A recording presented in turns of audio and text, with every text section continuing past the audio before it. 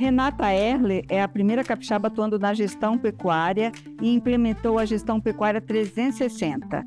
Zootecnista de formação, atua há mais de 20 anos na área.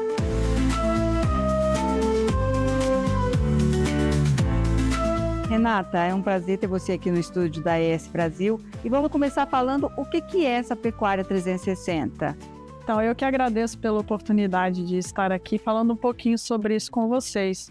O conceito 360, ele parte de uma base que eu entendi o seguinte: quando você entra numa fazenda, ela é um negócio multidisciplinar que envolve várias coisas. E sempre que você tenta corrigir algo, ele afeta outros. E aí, falei, caramba, eu preciso entender como que essas interferências ocorrem para fazer o ajuste correto, né, dentro do negócio. Como eu sou filha de produtor e assisti muita coisa em casa, eu sempre falo isso em todos os lugares que eu vou, aquele ditado pai rico, filho nobre, neto pobre. Eu sou neta pobre da minha geração. E por que muita coisa aconteceu nesse sentido e o que me levou à gestão? Porque eu via meu pai, meu avô fazerem coisas que eram tecnicamente corretas, mas que no final o resultado econômico não vinha de acordo com a expectativa que eles tinham. Caramba, por que isso acontece, né? Então, fui buscar isso. Então, a 360 realmente é uma visão do todo, né? Você se afastar do negócio, espera aí, o que está acontecendo? E aí tem uma sequência, que eu acho que são os pontos fundamentais, né? Que a gente leva em consideração, que são seis principais pontos: solo, planta, animal, clima, mercado e pessoas. E aí, desses 6, 3 você tem como manipular, que é solo, planta e animais. O clima, você não manda nele, você convive com as alterações climáticas que existem, assim como o mercado também, não é o pecuarista que comanda o mercado, é de acordo com o que vai acontecendo. Mas quem faz tudo acontecer são as pessoas. Então, se eu não tiver uma equipe muito bem treinada para movimentar tudo que acontece dentro da fazenda, não vai acontecer. Então, são esses 6 pontos fundamentais que acabam englobando o 360 e trazendo o entendimento do que é o solo, de acordo com aquele solo que a planta vai entregar. E aí, nesse ponto, vem o animal, porque na pecuária quem faz a colheita é o animal. Então, eu tenho que ser um bom produtor de pasto, mas a minha máquina que colhe é o boi, né? É o boi, é a vaca, não é uma máquina. E o meu produto final não é o capim. Meu produto final vai ser carne, leite, bezerro, enfim, o que eu estiver produzindo, né? E aí eu tenho que acompanhar isso tudo. Porque no final, o que manda no resultado da fazenda? 2 coisas fundamentais.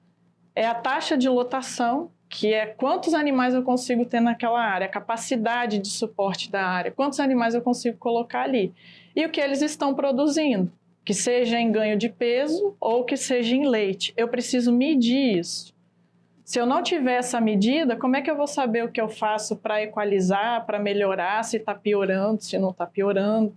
Então, ter esses parâmetros. E aí, daí dessa medida, né, considerando esses 6 pontos, que a gente começa a criar um caminho, uma rota para aquela fazenda evoluir. Então, eu nunca digo que tem algo errado, né? Sempre que você chega numa fazenda, toda fazenda tem uma história.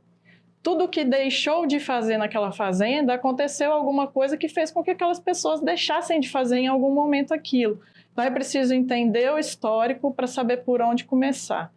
Eu falo que é sempre como subir uma escada. A evolução, ela não para nunca.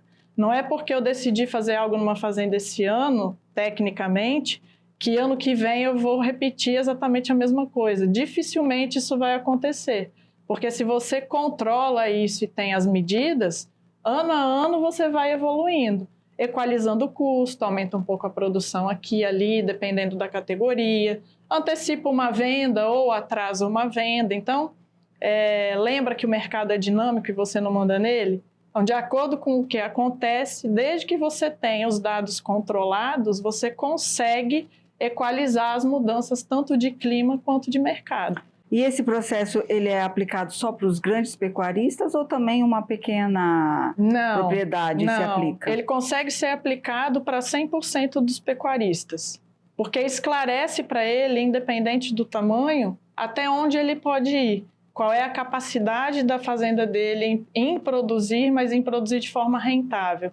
Não é produzir o máximo, é produzir o que te deixa margem. A diferença do grande para o pequeno é que pecuária, tanto de leite quanto de corte, elas exigem escala. E essa escala ajuda a diluir o custo. Então, percebe a necessidade de ter um centro de custo organizado, independente do tamanho, e é mais importante ainda para o pequeno. Porque quando o pequeno falha, o impacto no custo dele é muito grande. Quando o grande falha, o impacto no custo dele acaba sendo diluído naquele volume todo. Então, acaba que o pequeno tem um risco maior até do que o grande, dependendo da situação. E você, Renato, atende empresas de fora, né, em outros estados.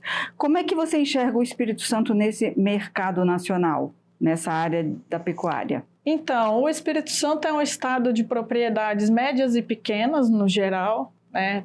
Propriedades grandes aqui tem em torno de, assim, não tratando de grupos, mas uma propriedade única, a maior deve ter em torno de 6, 7 mil cabeças. Não mais do que isso, desconsiderando os confinamentos, né? Estou falando de gado a pasto.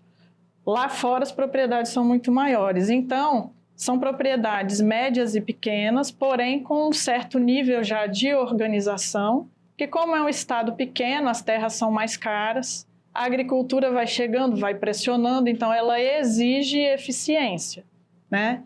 Mas não é diferente a situação quando você compara outros estados, que assim, até um estudo da Embrapa diz o seguinte, que nos próximos 20 anos, 50% dos pecuaristas vão deixar a atividade. E vão deixar a atividade por falta de gestão, por falta de assumir algumas tecnologias que são necessárias para evoluir no negócio, porque aquela pecuária de 30, aquela que o pai fazia, o avô fazia, já não funciona mais, né? Então, aqui não é diferente. Você vê famílias que estão há muito tempo no negócio, mas que hoje reclamam muito de margem, têm uma certa dificuldade das novas gerações realmente fazerem parte do negócio. Então, sucessão familiar é um problema aqui para o estado e é um problema para todos fora daqui também. É algo que a gente tem que prestar bastante atenção, porque nós temos famílias aqui no estado que construíram tudo que tem com base na produção agropecuária, né? Então, chama atenção para isso. Mas posso dizer que a pecuária aqui ela é bem evoluída, justamente por causa dessa questão de desafio e pressão da agricultura. É diferente você criar uma gestão para uma fazenda onde é uma pecuária leiteira da pecuária de corte? Tem muita diferença? É diferente. É diferente porque a necessidade dos animais é diferente, a produção de leite ela é diária, exige outro controle. O animal é mais exigente, o volume de comida trabalhada é mais exigente, o nível de suplementação é maior, exige mais mão de obra, as rotinas são totalmente diferentes.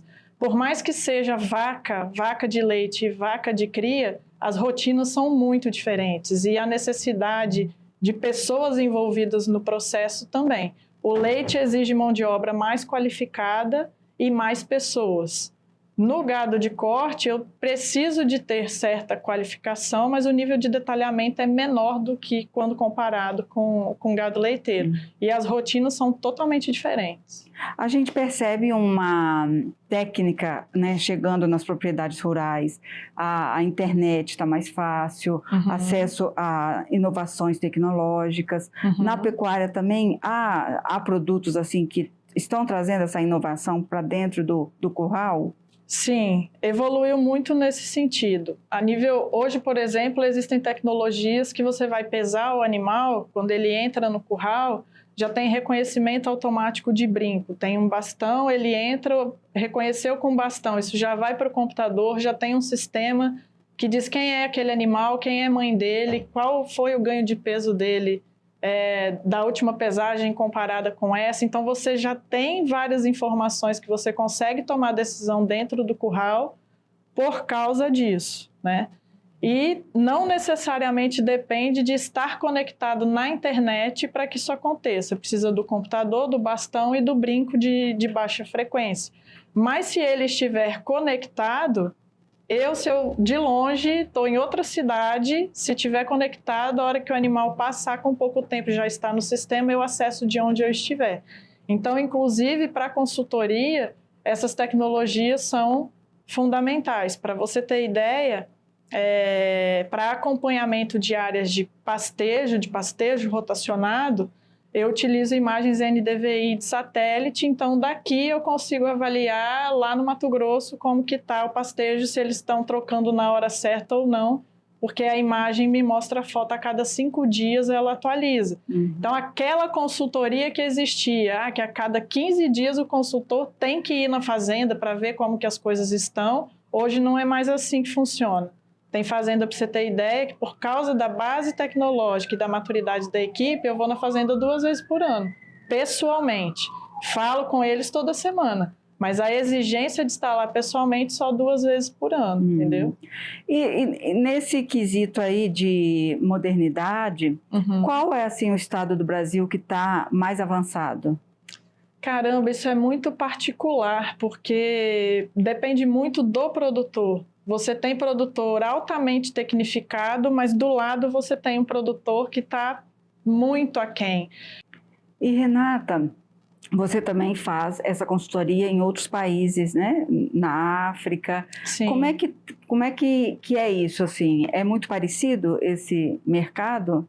A parte produtiva é muito parecida. O mercado não, porque o mercado lá não é tão maduro quanto é o mercado brasileiro.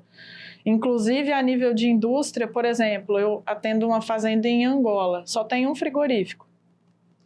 Então, assim, lógico, é um país pequeno, com menos de 40 milhões de habitantes, e o projeto que eu iniciei o atendimento lá, apesar dele entregar para esse frigorífico, mas o foco é para exportação. Então, eles estão se organizando para exportação e querem desenvolver internamente a parte genética de venda de tourinho e tal. Mas quando eu vou para dentro da porteira, não é nada diferente com o Brasil. Então, o sistema a pasto, os capins são os mesmos, inclusive a nossa principal base de genética de capim é africana. A única diferença que, assim, para você ver como que o Brasil evoluiu tanto, né? Hoje, Angola, se quiser uma semente de braquiarão, que é a braquiária brisanta, que veio de lá e que a Embrapa, né, evoluiu essa variedade aqui, se eles quiserem, eles têm que comprar do Brasil, porque lá não tem indústria que consiga fornecer em qualidade e em volume. Então, todos os insumos são importados.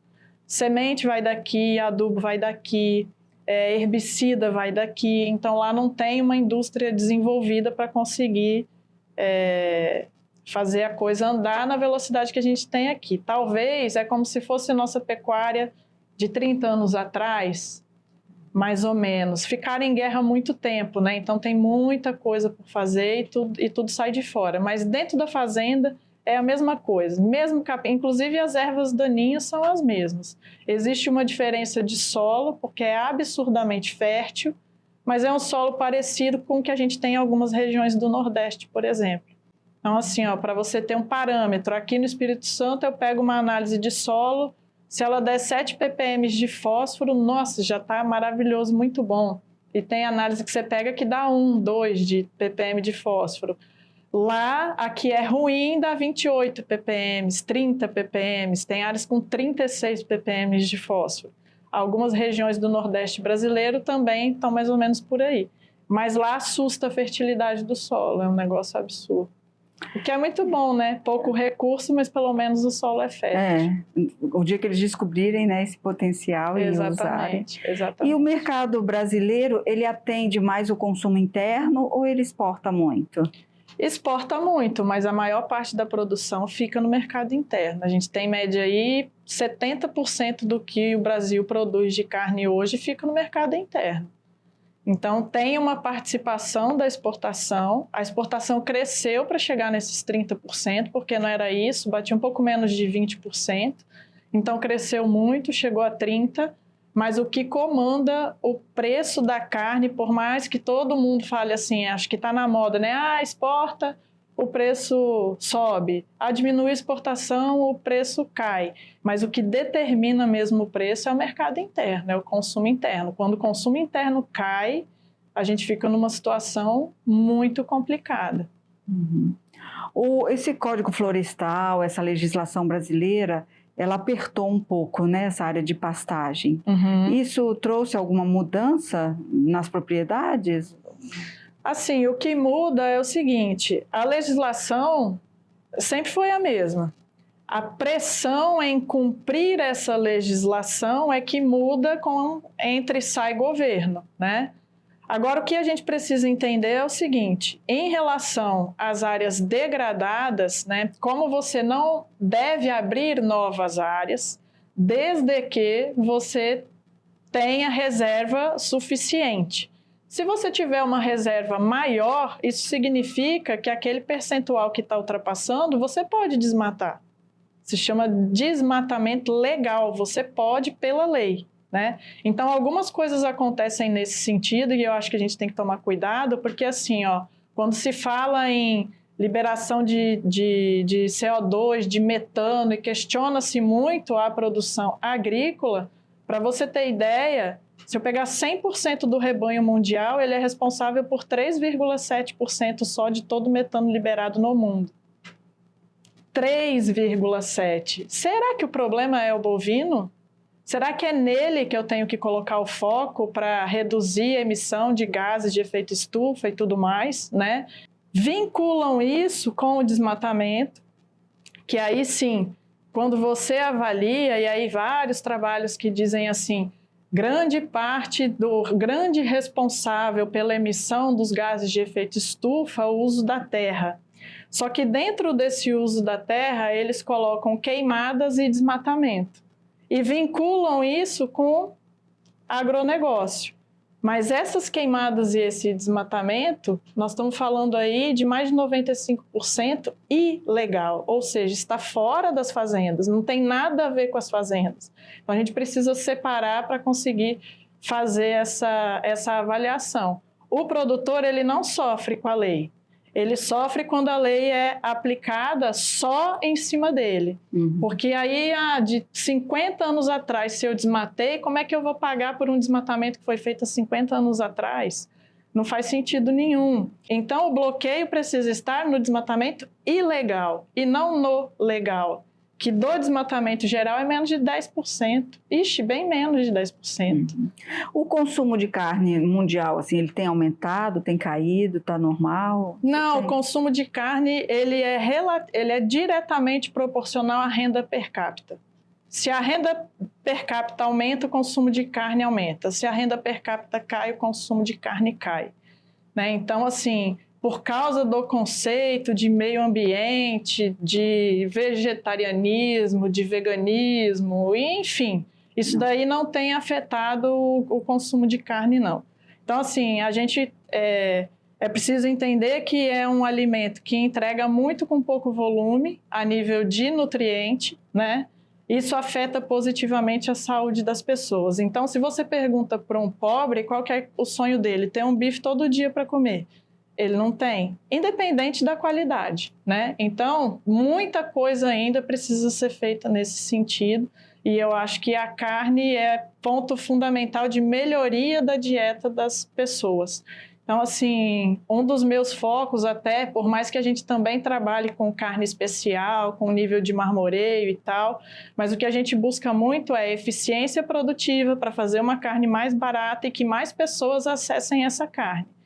Esse que é o grande ponto, que mais pessoas comam carne, não como negócio, mas para melhorar a qualidade de vida mesmo do ser humano, né? Porque assim, é meio que injusto eu comparar um hambúrguer feito de planta, que tem mais de 40 ingredientes, e um hambúrguer feito de carne mesmo, que é carne e sal.